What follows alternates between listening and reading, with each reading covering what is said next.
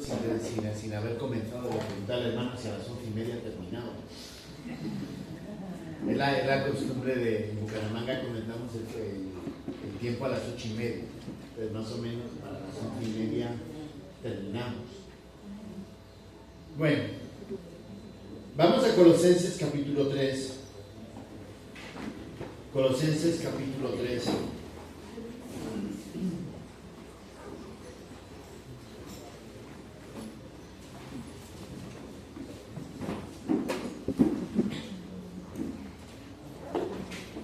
Vamos a leer del 1 al 17, aunque vamos a centrarnos en otros versículos, en los versículos principalmente del 5 al 17, pero me gustaría que lo leyéramos desde el 1 hasta el 17. Dice así: sí pues habéis resucitado con Cristo, buscad las cosas de arriba, donde está Cristo sentado a la diestra de Dios. Poned la mira en las cosas de arriba, no en las de la tierra, porque habéis muerto y vuestra vida está escondida con Cristo en Dios. Cuando Cristo, vuestra vida, se manifieste, entonces vosotros también seréis manifestados con Él en gloria.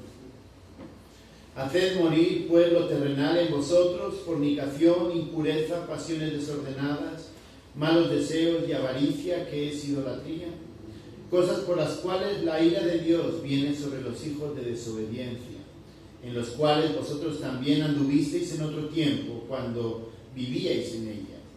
Pero ahora dejad también vosotros todas estas cosas: ira, enojo, malicia, blasfemia, palabras deshonestas de vuestra boca.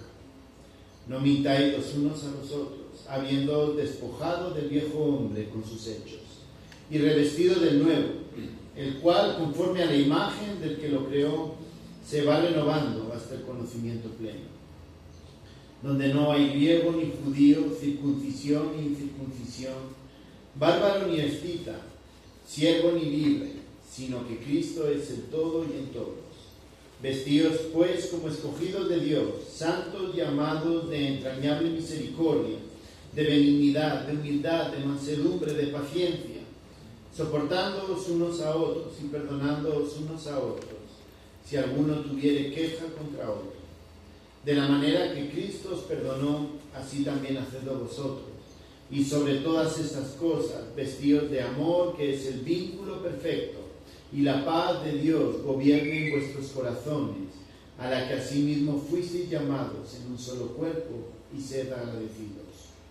La palabra de Cristo mora en abundancia en vosotros, enseñándoos y exhortándoos unos a otros en toda sabiduría, cantando con gracia en vuestros corazones al Señor con salmos e himnos y cánticos espirituales. Y todo lo que hacéis, sea de palabra o de hecho, hacedlo todo en el nombre del Señor Jesús, dando gracias a Dios Padre por medio de Él. Aquí Pablo está siendo claro con los colosenses acerca de lo que él espera de ellos. Él, como estamos viendo, él está esperando que ellos vivan de acuerdo a lo que es la muerte y la resurrección de Cristo. Porque versículos antes, del 2:8 hasta el 2:23, Pablo ha estado hablando y hay un versículo que creo que en general nos lo memorizamos, el 2:8, que dice: mirad que nadie os engañe por medio de filosofías y huecas sutilezas, según las tradiciones de los hombres. Y desde el 9 al 23 describe 4 pensamientos del mundo. Describe lo que se llama el gnosticismo, que tiene que ver con que Cristo era solamente Dios, no era hombre. También habla acerca del legalismo judío, acerca de esas prácticas del verso 11 al verso 17. Habla acerca de comida, bebida, días de fiesta, luna nueva, etc.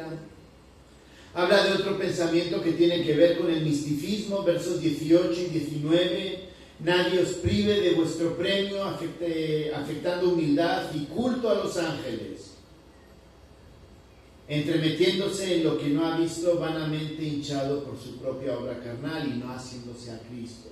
Estos místicos pensaban o decían tener experiencias de conocer a Dios a través de los ángeles. Y por último los ascetas, del verso 20 al verso 23, cuando dice, no manejéis, el verso 21, dice, someter a preceptos como no manejéis, no gustéis ni aun toquéis, ¿no? Ellos pensaban que por no hacer cosas eran más espirituales que los demás. Así que cuando Pablo, a partir del capítulo 3, habla y confronta a los creyentes en la iglesia de Colosas, los está confrontando porque ellos habían, digamos, no es que habían abandonado el cristianismo, sino que habían mezclado el cristianismo con otras formas de pensar que estaban muy de moda en aquella época. Como les decía, el gnosticismo, ¿no? Un conocimiento especial de Dios. Nadie puede conocer a Dios, solamente pueden conocer si van a través de Íñigo, porque Íñigo es el que conoce a Dios. Entonces, ustedes van a conocer si ustedes me siguen a mí. Eso es el gnosticismo.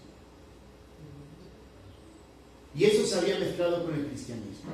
Se había mezclado el legalismo, que tenía que ver con el judaísmo. Se había mezclado ese misticismo de los ángeles. Ya Cristo sí es importante, pero va todo a través de los ángeles, o incluso el ascetismo, ¿no? El que las prácticas me hacían más espirituales.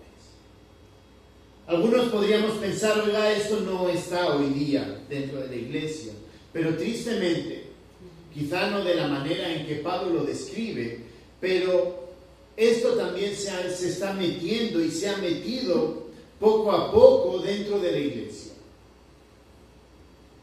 El pensamiento ascético, esa espiritualidad a través de no hacer cosas, ¿no? A través de no comer ciertos alimentos, a través de rechazar el dinero. No, es que tenemos que ser pobres porque los pobres somos los que vamos a ver a Jesucristo. Y pensamientos de ese tipo se han metido dentro de la iglesia. Pensamientos donde las experiencias extrasensoriales nos sirven para conectar con Dios, tristemente, hoy también existen. Quizá no de la misma manera, pero ¿quién no ha escuchado? Es que el Señor me reveló en un sueño. Hay una broma chiste que se dice, ¿no? Que estuve orando, hermanita, ¿no? Un soltero a otra soltera, ¿no? Estuve orando y el Señor me mostró que tú ibas a ser mi futura esposa, ¿no? Cosas de esas que a veces, digamos, a través de cositas como esas, vemos que se van metiendo dentro de la iglesia. Pero Pablo, entonces, lo que vamos a leer es el contraste de lo que deberíamos de ser cada uno de nosotros. Es decir, no debemos de apelar a cosas como tener conocimientos secretos. Yo tengo el conocimiento secreto acerca de Dios. Yo sé cómo interpretar las escrituras acerca de Dios. Hemos estado viendo estas noches acerca de cómo estudiar la palabra, y creo que la conclusión de muchos de nosotros ha sido, oiga, todos podemos estudiar la palabra, todos podemos acercarnos a la palabra. No es un conocimiento secreto, es la revelación de Dios para el hombre. Y aquí es donde comienza hablando acerca de esa revelación que es el Evangelio. Y en el verso 1 al 4, que no me voy a centrar en eso, voy a centrarme más adelante, él comienza diciendo: si pues habéis resucitado en Cristo, buscad las cosas de arriba, donde está Cristo sentado a la diestra de Dios, poned la mira en las cosas de arriba. Y eso nos debe de llevar a un estilo de vida que debería reflejar el carácter del Señor. Lo que vamos a ver ahora, que es a partir del verso 12, vamos a ver qué es lo que se espera de un creyente que realmente tiene puesta su mirada en Cristo. Y vuelvo a insistir, a veces cuando leemos estas cosas pensamos que no se han metido dentro de la iglesia. Y tristemente se han metido. Y es porque hemos dejado, como dice el 3.1, hemos dejado de mirar a Cristo. Y hemos empezado a mirarnos a nosotros mismos. Hemos empezado a mirar a Cristo y hemos dejado de recordar la obra de Cristo en la cruz. Hemos dejado de olvidar, hemos comenzado a olvidar que Cristo es la cabeza de la iglesia. Aunque a veces lo decimos, la forma en que vivimos no es de esa manera. Y entonces Pablo, a partir del verso 12, nos dice cómo debemos de mirar a Cristo, cómo debe ser algo que permanece en cada uno de nosotros durante todos los días. Cuando vivimos de esa manera, es porque permanentemente buscamos al Señor y es porque permanentemente estamos alimentándonos del Señor y mirando al Señor. El verso 12, del 12 al 13, comienza hablándonos acerca de cómo debemos vestirnos. Y cuando habla de vestir, normalmente yo me imagino que esta mañana, cuando nos levantamos todos, ¿qué hicimos? Nos quitamos la pijama y nos pusimos la ropa con la que venimos hoy, ¿no? Guapos y elegantes. Vestirse significa quitarse algo, quitarse lo que uno tiene para ponerse otras cosas, otra ropa encima. Entonces, cuando Pablo está hablando aquí de cómo debe de vivir un verdadero creyente, dice vestidos, ¿no? Comienza usando la palabra vestidos. ¿En referencia a qué? A quitarnos lo que ha mencionado del verso 5 al verso 11, que habla hacer morir lo terrenal, fornicación, impureza, pasiones desordenadas, malos deseos, avaricia. ¿Qué más dice? Ira, enojo, malicia, blasfemia. Quítense todo eso y pónganse, vístanse con lo que viene ahora. ¿Y qué es lo que viene? Del verso 12 al verso 14. En primer lugar dice, vestidos pues como escogidos de Dios. Esa palabra, escogidos de Dios, es la misma que está utilizando en Efesios capítulo 1, cuando dice que fuimos también escogidos antes de la fundación del mundo. El Señor te ha escogido. Y aquí lo que nos está diciendo es, vestíos como escogidos, responded al llamado de lo que Dios ha hecho en tu vida al escogerte. No te mezcles con cosas raras. Y entonces, ¿cómo hago para no mezclarme? Para no mezclarme, lo que hago es, a través de la palabra, conociendo quién es Dios, entiendo lo que Dios me pide a mí, y entonces vivo como esa forma de escogido de Dios.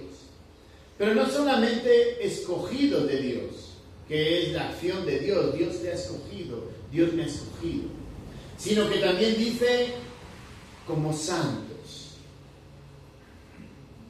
Y santos significa apartados. El gran problema que tenemos es que se nos mete las cosas del mundo. No solamente, y no voy a decir en la iglesia de forma general, sino dentro de nuestra vida se meten las cosas del mundo porque no entendemos lo que es la santidad de Dios. Santo es apartado, pero apartado para Dios en este caso. Santo significa que cuando en el tabernáculo los utensilios eran santificados, no era que, digamos, un ritual lo que los santificaba. el ritual los lavaba, era digamos, ese simbolismo para purificar esos elementos, porque iban a ser dedicados exclusivamente para Dios. En Levítico capítulo 10, todos nos acordamos de dos hijos de Aarón, Nadab y Abiú, que hicieron lo que no debían al ofrecer una ofrenda de incienso. Utilizaron un incienso que no era. Dios había dicho cómo tenía que ser el incienso. Aparentemente, pues por la celebración del día anterior, que Dios había descendido y había encendido el altar donde realizaban los sacrificios, hicieron fiesta. Y por lo que dan a entender, porque luego ponen una regla, y es que los sacerdotes que están trabajando en el tabernáculo no podían beber alcohol. Aparentemente había sido una celebración y estaban contentos. Y entraron delante del Señor y ofrecieron un incienso que no correspondía, porque Él había determinado cómo debía de ser el incienso. Era un incienso santo, un incienso para Dios. Aquí la santidad habla exactamente de lo mismo para nosotros, hermanos. No es juguetear con el pecado. No es jugar de decir, bueno, ¿hasta dónde me puedo acercar al pecado sin pecar? Perdonen, eso ya demuestra la intención de nuestro corazón. Eso ya demuestra la intención cuando yo me acerco peligrosamente al precipicio del pecado para ver hasta dónde no pasa mi pie. Eso es decirle al Señor, Señor, en vez de apartarme, lo que estoy tratando es de ver hasta dónde está el límite. Y aquí cuando habla de santo, de apartado, de que nosotros debemos de vestirnos como santos, lo que nos está diciendo es apartarnos completamente. Oiga, anda por un precipicio, péguese a la pared. No vea hasta dónde el carro va a aguantar, ahí las llantas, hasta dónde aguantan en la esquina, no. Ser santo es caminar pegado a la pared porque entendemos que hemos sido apartados por Dios, que es lo que está hablando aquí. Vestidos como escogidos, Dios te escogió, Dios me escogió, pero también como apartado para Dios. ¿Hasta dónde, los que hayan tenido que presentar la declaración este año, hasta dónde puedo yo jugar con la DIAN para no tener que pagar? Oiga, si le toca pagar, pague. Tiene herramientas para llegar a un límite, pues hasta donde llegue. Y pague lo que le toque. No trate de jugar con Dios, no, es que si compro facturas, si facturo de esta manera, si hago no sé qué, entonces, perdonen, eso es jugar con Dios, eso no es vivir como alguien apartado para Dios. Ser santo, ser apartado para Dios significa ser honesto cuando hacemos negocios. Cuando vendemos la cosecha que tenemos, la vendemos al precio justo. Y justo no significa regalarla, pero tampoco significa venderla por encima de lo que es el precio. Ser justo, ser santo, es ser justo en cómo vivimos, en cómo tratamos, en cómo nos relacionamos con nuestra familia y con los vecinos también. Eso es ser santo. Vivir apartados para Él, vivir de acuerdo a lo que vamos a ver ahora. Y dice al final, vestidos como escogidos de Dios, santos y amados. Y ese amados parece raro. ¿Qué hace aquí la palabra amados?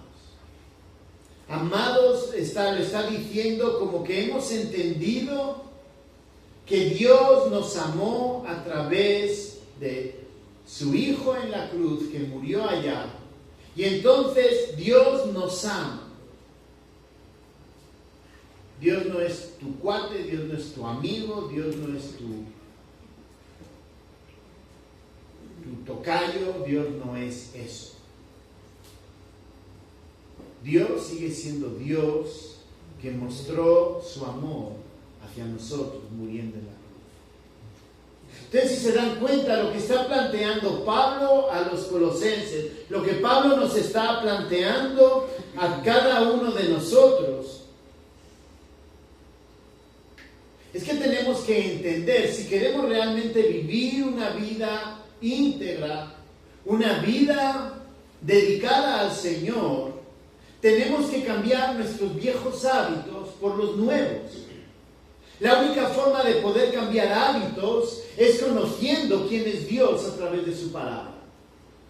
Recuerden que había algunos que pensaban que a través de los ángeles podían conocer a Dios. Recuerden que había algunos que pensaban que tenían un conocimiento secreto para conocer a Dios. ¿Qué les está diciendo Pablo aquí? Nada de eso funciona. ¿Qué tenemos? Tenemos las Escrituras.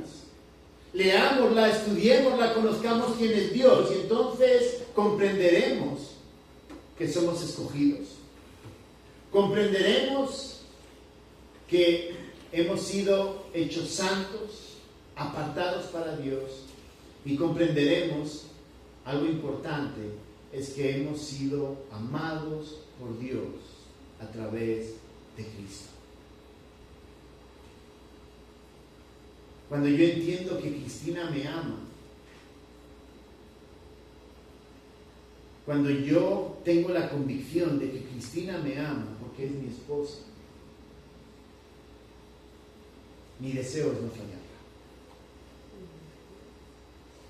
Mi deseo es no hacerle daño. Con el Señor es exactamente igual. Cuando entendemos el amor de Dios, cuando entendemos ese amor a través de la obra de Cristo, nuestro deseo debería de ser no fallarle al Señor. Debería ser vivir como personas escogidas y santas. Pero continúa. Si tenemos las tres primeras características, por decirlo así, que nos llaman a vivir apartados para Dios, entender nuestra relación especial con Dios, y les quiero recordar que Jesús no es Chuchito, ¿de acuerdo? No, mi cuate Chuchito. No, Jesús no es Chuchito. Aunque somos hijos adoptados por el Señor, Jesús sigue siendo Jesús. Y Dios sigue siendo Dios. Nosotros somos las criaturas. Y eso nos debe llevar a ese temor. Y entonces cuando tenemos ese temor que tiene que ver con comprender quién es Dios en nuestras vidas, y obviamente lleva algo de respeto, miedo, vamos a ponerlo de miedo, respeto. El temor es miedo, ¿no? Los hijos en cierto modo nos temen, hay un respeto, pero también tienen miedo, ¿no? Porque saben que si hacen mal, les va a caer. Cuando entendemos ese temor hacia Dios, entonces, y tenemos esa relación con Dios, que son las tres primeras que hemos visto, sigue el verso 12, entonces eso se refleja en cómo nos tratamos unos a otros. Sigue diciendo, de entrañable misericordia. ¿Y por qué digo que es unos a otros? Si decía, lo primero es en mi relación con Dios. A partir de la mitad del verso 12 comienza a hablar de mi relación con los demás. Porque la misericordia no la demuestro, por decirlo así, no la demuestro a Dios. La misericordia la demuestro hacia los demás. Y sigue diciendo de benignidad. El ser bueno lo demuestro con los demás. La humildad lo demuestro con los demás. Por eso, si las tres primeras características nos hablaban acerca de nuestra relación con Dios, de cómo debe ser nuestra relación con Dios, lo que está diciendo aquí en la segunda parte, en ese vestidos, es cómo me relaciono yo con los demás. Y entonces comienza diciéndonos que debe ser de entrañable misericordia. La misericordia es no responder como se debería merecer la otra persona. Voy a poner con otras palabras más sencillas. Dijo algo que no era cierto de mí, dijo una mentira, Y entonces, ¿cuál es el primer pensamiento nuestro? A ver cómo se la devuelvo más grande. A ver cómo, si por las buenas no entendió, por las malas, a ver si entiende qué es lo que debe de hacer. La misericordia tiene que ver con responder a los demás de forma amorosa, como el Señor respondió con nosotros.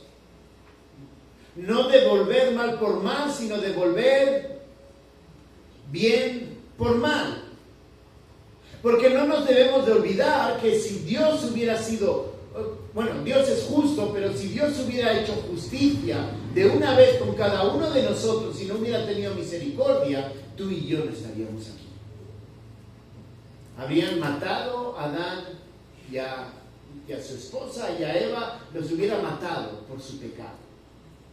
Porque Él ya les avisó, si comen del fruto, moriréis.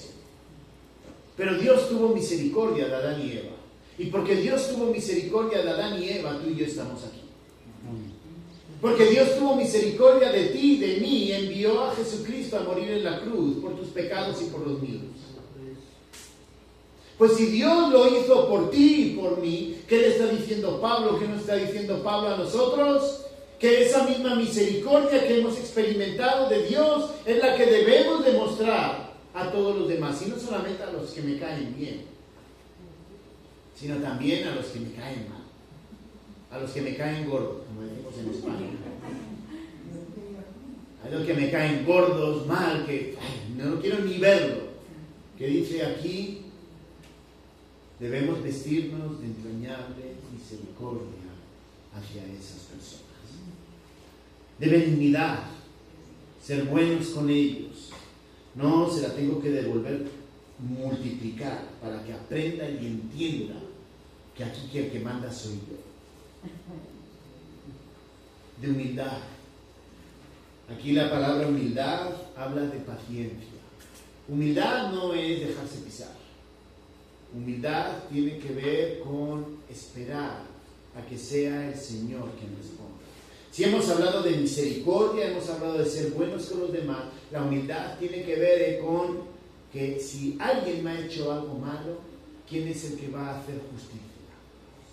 Dios. Oiga, eso no puede quedarse así. Sí se puede quedar así. Aquí el llamado que nos está dando, el llamado o lo que nos está invitando a cómo debemos de vivir, cómo debemos de vestirnos, es a tener la paciencia de esperar a que sea el Señor el que haga la justicia y no seamos nosotros.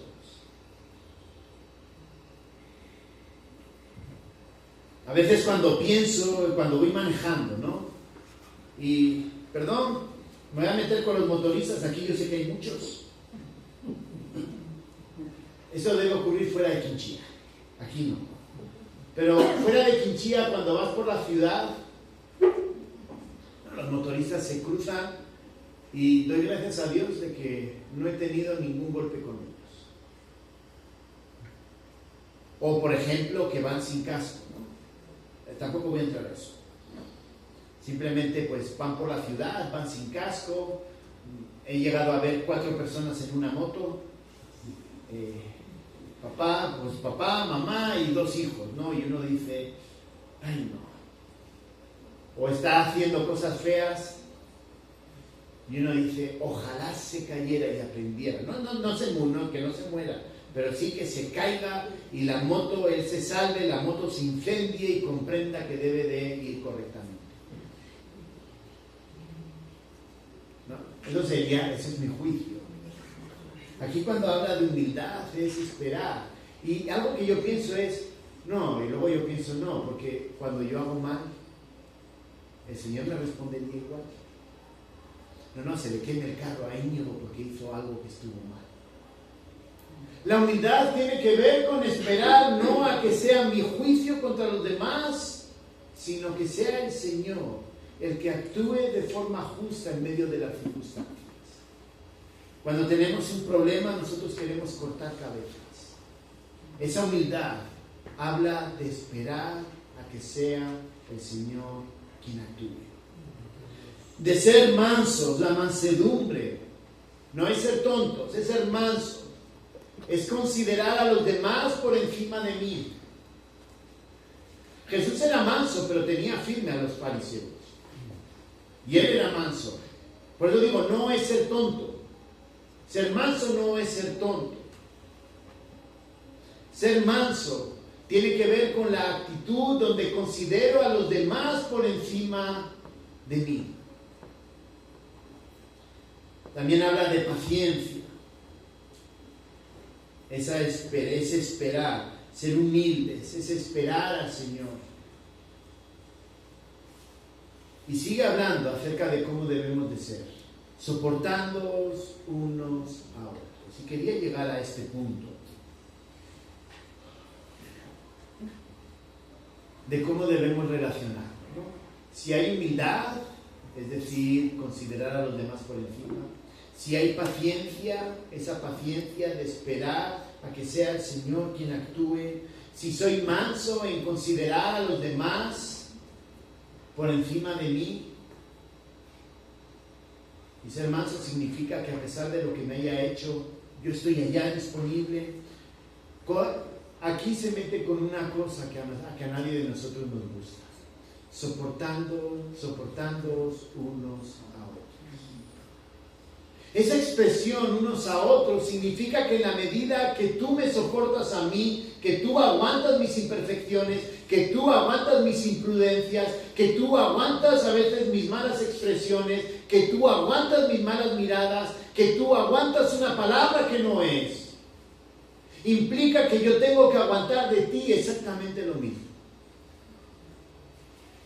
Y dice soportándoos unos a otros, porque debemos de entender que somos personas salvas, redimidas por la sangre de Cristo, pero seguimos teniendo la naturaleza pecaminosa dentro de nosotros. Y eso significa que quizá el cansancio, o quizá el estar desentonado con el Señor, me lleva a responder mal a alguien, o me lleva a pensar mal de alguien, o me lleva a no ayudar a alguien. ¿Y qué es lo que está diciendo? Oiga,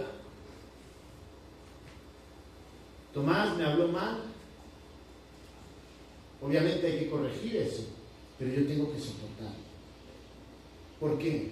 Porque de la misma manera yo lo voy a hacer a él. Y no porque quiera hacérselo, sino porque en algún momento se lo voy a hacer.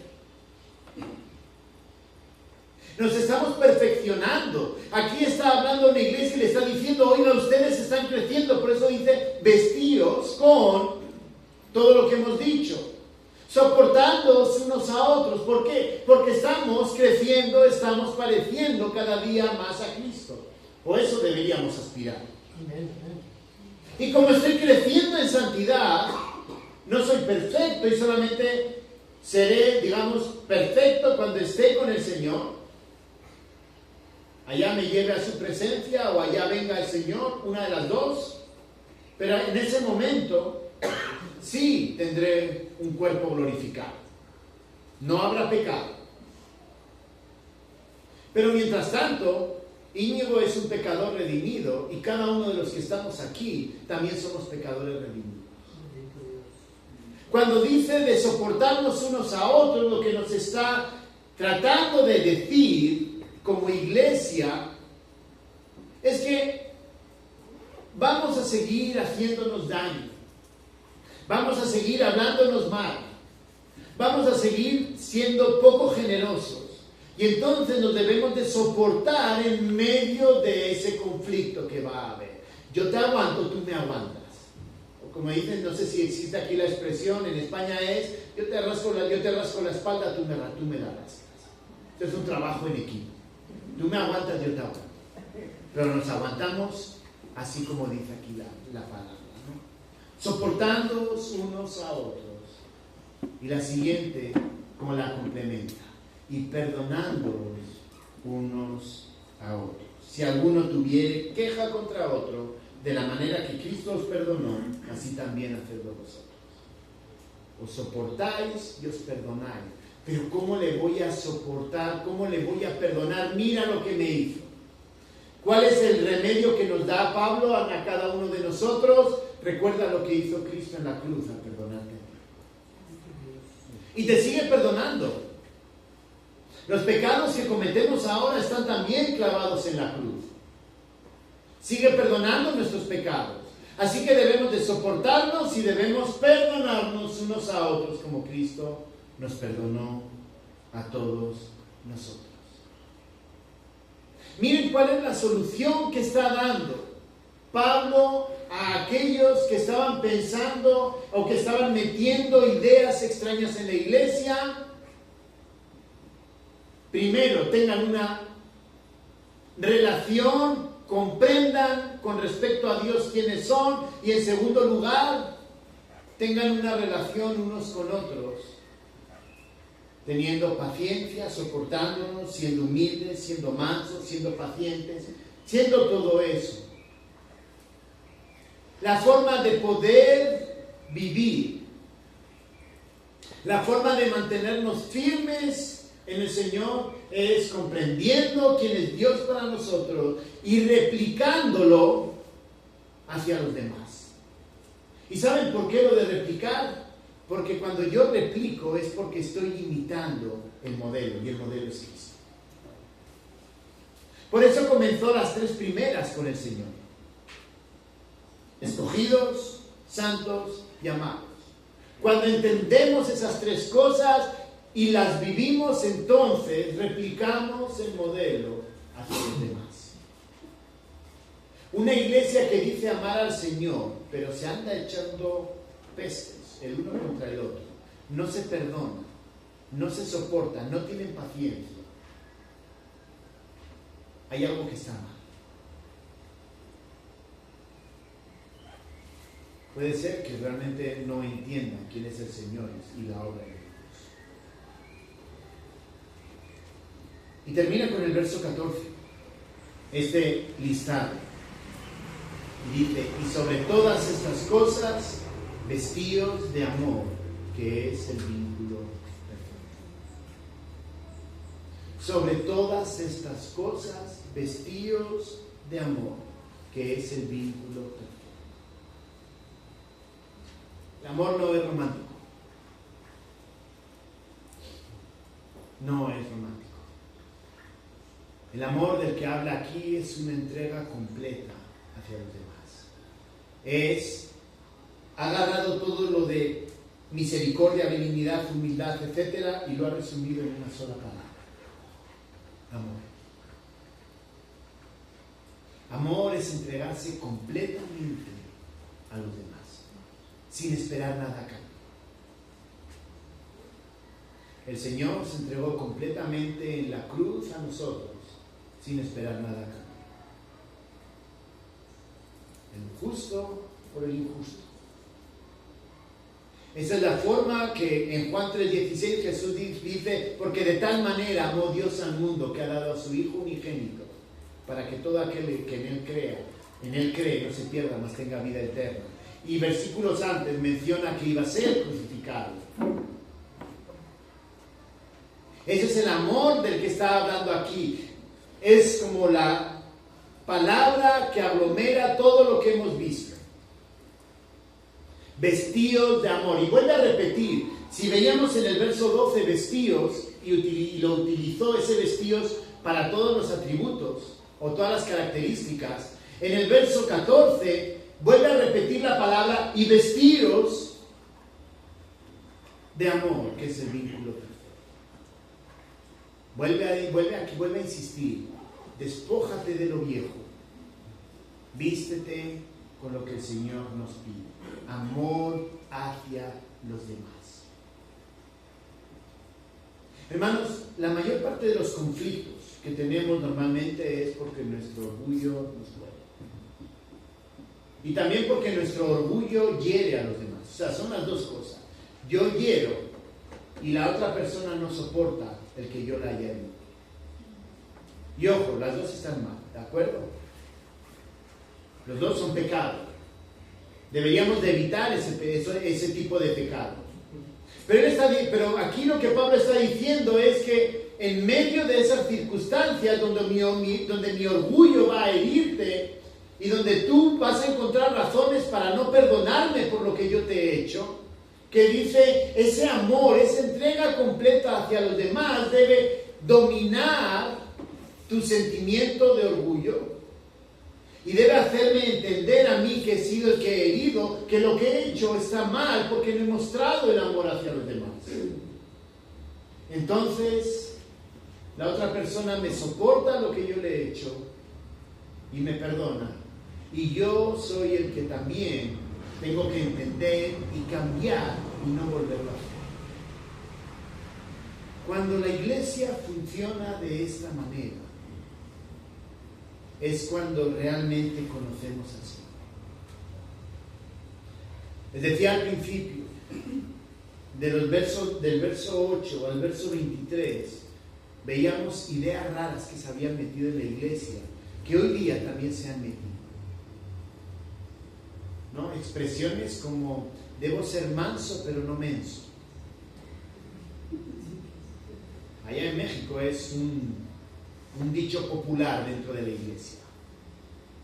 Dios me llama a ser manso pero no menso. No, Dios me llama a ser manso pero no tonto. Entonces yo no me voy a dejar pisar por nadie. Yo no me voy a dejar que nadie me diga nada.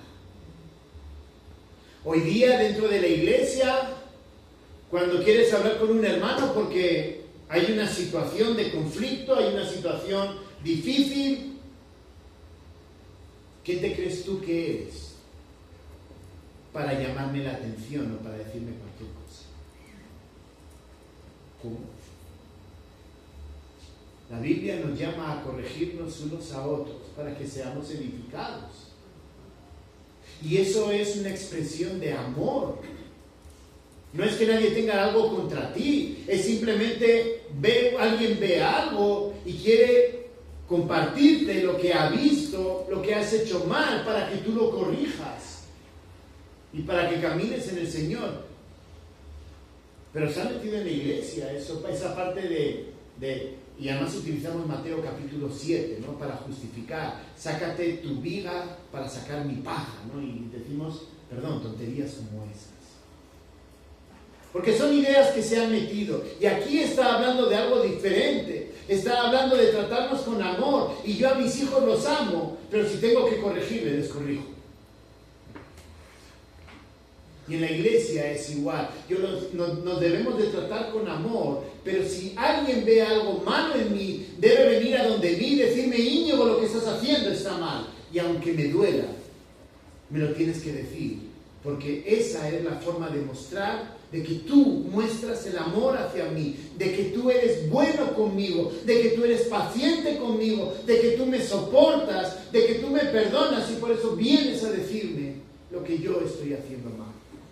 Pero de la misma manera, yo voy a donde los demás cuando veo algo que está mal, para decirle: hermano, esto está mal, la Biblia nos enseña esto, esto y esto. Oremos para que el Señor le pueda dar el entendimiento y corrija. ¿Se dan cuenta de lo que está hablando aquí en esta primera parte, del verso 12 al verso 14? Vestidos, cambiar la forma de hacer las cosas, dejar lo viejo, tomar lo nuevo. Y ese tomar lo nuevo tiene que ver con ese amor. Y vuelvo a insistir, la forma en que entendemos el amor de Dios es a través de las Escrituras. Algunos se aburren conmigo, y qué bueno que se aburren, porque eso significa que lo repito mucho. Pero nosotros decimos que somos la iglesia de las Escrituras.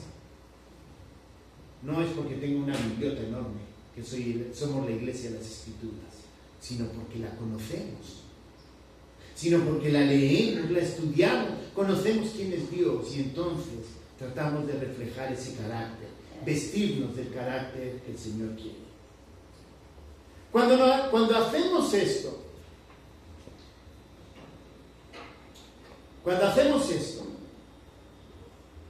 hay una respuesta. Y es algo que realmente, es una respuesta, más que una respuesta, se da algo dentro de la iglesia cuando vivimos de esta manera, cuando nos vestimos de esa manera. Verso 15. El primer acto que se refleja en la iglesia cuando vivimos de esa manera. Y la paz de Dios gobierne en vuestros corazones, a la que asimismo fuisteis llamados en un solo cuerpo, y sed agradecidos. Qué interesante. Y la paz de Dios no es cualquier paz. Hoy día vivimos una paz armada. Yo no sé si se han dado cuenta, pero pónganse en las noticias, y recientemente los gringos están contentos porque el submarino nuclear chino aparentemente se hundió. De los chinos me creo poco. He estado con ellos, sé cómo funciona. Que se lo hayan escondido y se lo hayan llevado a otro lugar, también me lo creo. Pero estaban contentos. El primer submarino nuclear chino se hundió. Los chinos no han dicho nada, por lo cual no me lo creo. Salió en las noticias. China está armándose, creando su propia flota para competir en el 2040 contra Estados Unidos, desarrollando cazas de quinta generación, portaaviones, submarinos y fragatas. Tenemos la guerra en Ucrania.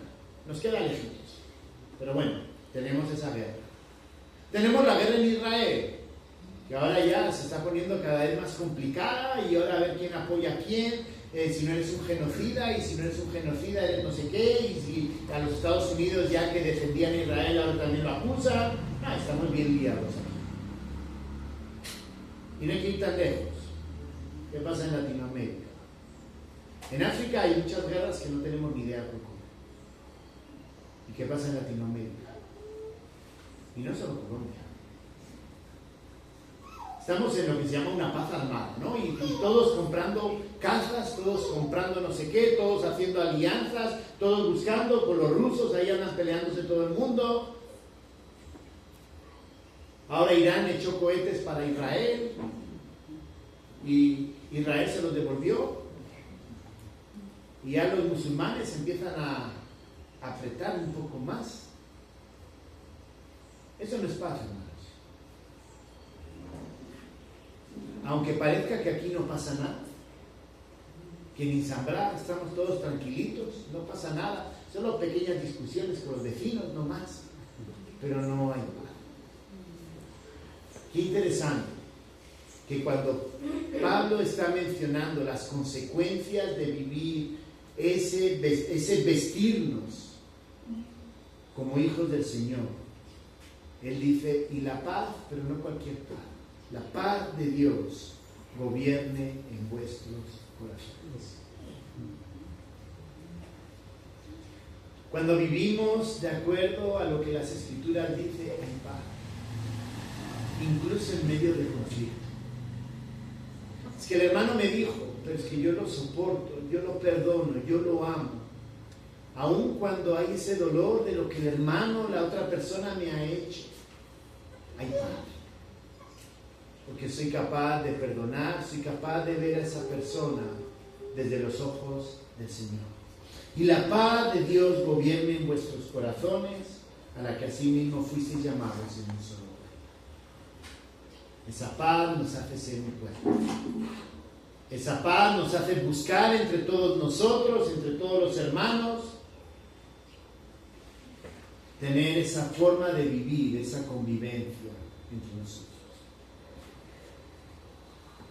Y la segunda, el verso 16, que dice, la palabra de Cristo more en abundancia en vosotros, enseñándoos y exhortándoos unos a otros, en toda sabiduría, cantando con gracia en vuestros corazones al Señor, con salmos e himnos y cánticos espirituales. ¿Cómo nos podemos vestir? ¿Cómo podemos disfrutar de esa paz? A través de la palabra de Dios. Mire lo que dice, la palabra de Cristo more en vosotros. Aparte de que es un mandato, morar significa que vive en nosotros. Miren, hermanos, si del 2.8 al 2.23, cuando hablábamos de esas ideas extrañas, tenían que ver con experiencias personales, Pablo que les está diciendo que la única forma de vestirnos santamente, de vestirnos y mostrar ese amor, ese perdonarnos unos a otros, de tener esa compasión con mi hermano, con las personas que me rodean, como es que la palabra de Cristo more en abundancia en vosotros. Uno no crece como creyente si la palabra de Dios no mora en nosotros, no vive en nosotros, no nos domina, no nos controla. Y la única forma de hacerlo no es tener la Biblia en el estante, es estudiar la palabra, conocerla. Porque la única forma de conocer al Señor es a través de la revelación que Él ha dejado. ¿Quieres conocer a un autor? Tú lees sus obras. ¿Quieres conocer cómo escribía Julio Verne? Léete todas sus historias. Y vas a ver su imaginación, vas a ver su vocabulario, vas a entender muchas cosas de él. Pero tienes que leer a Julio Verne. ¿Quieres conocer al Dios de la Biblia? La única forma es estudiando la palabra de Dios. Que la palabra more, habite permanentemente en nosotros. Y dice, enseñándoos y exhortándoos unos a otros en toda sabiduría, cantando con gracia. Cuando yo exhorto, cuando yo enseño, debo de enseñar con la palabra. Cuando yo corrijo con la palabra. Cuando yo hablo con la palabra. Y no significa que le tenga que recitar un salmo, pero le hablo con el amor que la palabra del Señor me llama a amar al hermano. Le hablo con el perdón que la palabra del Señor me llama a perdonar, porque Cristo nos perdonó a nosotros. Porque Dios nos amó a nosotros. Entonces no es que esté recitando la palabra, sino que es de lo que sale de nosotros, es lo que nosotros conocemos de Dios. Cuando yo conozco a Dios, yo trato de vivir como Dios es. Hermanos, en el Antiguo Testamento que tenemos libros y hablamos de la ley, esa ley es la expresión de la gracia de Dios que les decía al pueblo: quieren honrar a Dios, vivan de esta manera. Ellos fueron escogidos, Éxodo 19, fueron escogidos por gracia. Siendo el más pequeño y más insignificante de los pueblos, fueron escogidos por gracia. Les dio la ley no porque se iban a salvar, sino porque era la manera en que ellos iban a agradar a Dios. En cómo trataban a los demás a través de los 10 mandamientos. En cómo trataban al extranjero. En cómo eran generosos con los demás. Cómo compartían. Cómo amaban solo a Dios si no había más dioses. Pero ellos tenían que conocer la palabra. Hermanos, para nosotros es exactamente lo mismo. ¿Quieren conocer, quieren vivir como Dios nos pide? Tenemos que conocer la palabra de Dios. Y eso significa estudiar. Y eso significa apartar tiempo. No 10 minutos. Como veíamos esta semana, ¿no? Llevamos 6 horas. Pero en 6 horas hemos podido exprimir un poco el texto. Hemos conocido acerca de quién es Dios. Necesitamos dedicarle tiempo aquí a la palabra para que more en nosotros. Ya para terminar, después de que nos vistamos, hemos visto que la paz de Dios está en nuestra vida, la palabra de Dios debe morar. Y entonces, cuando hay paz, cuando la palabra de Dios mora, dice, y todo lo que hacéis, sea de palabra o de hecho, hacedlo todo en el nombre del Señor Jesús, dando gracias a Dios por medio de Él. Todo lo que hagamos, todo lo que digamos, hay que hacerlo en el nombre del Señor. Todo lo que hagamos, todo lo que digamos, tiene que reflejar el carácter del Señor. Hermanos, somos llamados a eso. La única forma de poder reflejar el carácter del Señor en todo lo que hacemos es conociendo al Dios de las Escrituras. ¿Quieren aprender a mostrar amor? Conozcan al Dios de las Escrituras, cómo expresó su amor a través de la obra de Cristo. ¿Quieren comprender a un Dios misericordioso? Lo pueden conocer a través de las Escrituras, como Dios tuvo paciencia. Éxodo 32 dijo: yo mato a este pueblo porque miren, acabo de bajar con las tablas de la ley y andan adorando a otros dioses. Yo a estos me los mato. Pero Dios tuvo misericordia. Dios tuvo misericordia de David cuando él pecó con Betsabé. Tuvo sus consecuencias, pero Dios tuvo misericordia. Dios tuvo misericordia con el pueblo en el libro de Jueces. Oiga, ahora sí somos tu amigo, ahora no somos tu amigo, ¿no? Básicamente jugaban a eso. Ahora sí regresamos a Dios, ahora nos alejamos de Dios. ¿Quieren conocer misericordia? En las Escrituras hay misericordia. ¿Quieren conocer perdón? La obra de Cristo es la culminación del perdón, pero fuera de Cristo hay muchos textos donde Dios perdona a su pueblo. Dentro de los personajes hay perdón de unos con otros de una manera completa y plena. ¿Quieren conocer cómo es el perdón de Dios? Tenemos las Escrituras. Porque quiero conocer el perdón para poder perdonar a los demás. Para poder hacer, tanto de palabra o de hecho, sea en el nombre del Señor. Es decir, que reflejes el carácter del Señor. Hermanos, si queremos crecer como iglesia, ¿qué es lo que está aquí retándole? No se metan en cosas raras. Para poder crecer con el Señor no hay que tener experiencias con ángeles.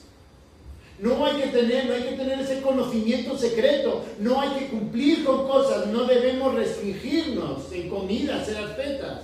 ¿Qué es lo que dice? Busquen al Señor. Conozcan al Señor. Y en la medida que conocemos al Señor a través de su palabra, de esa manera vamos a mostrar ese mismo carácter hacia los demás. Y tendremos paz. Y tendremos unidad. Seremos un solo cuerpo. Oremos. Amén. Gracias, bendito Señor, porque tú nos exhortas y nos animas a vivir imitándote a ti. Señor, a que a través de nuestras vidas podamos conocerte a ti a través de las Escrituras, podamos imitarte en el trato hacia los demás, como hemos visto, siendo humildes, siendo misericordiosos, siendo buenos, siendo mansos, perdonándonos, soportándonos. Señor, quebranta nuestro corazón, porque realmente debemos de reconocer en qué punto estamos. Señor, tú nos conoces.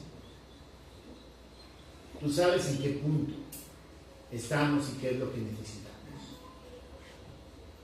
Ayúdanos, Señor, a encontrarte en las Escrituras para poderte imitar, para poder expresar ese amor hacia los demás. Ayúdanos, Señor, porque queremos reflejar que somos un solo cuerpo. La iglesia que te imita y vive de acuerdo a ti. Te lo pedimos, Señor, en el nombre de Cristo Jesús. Amén. Amén.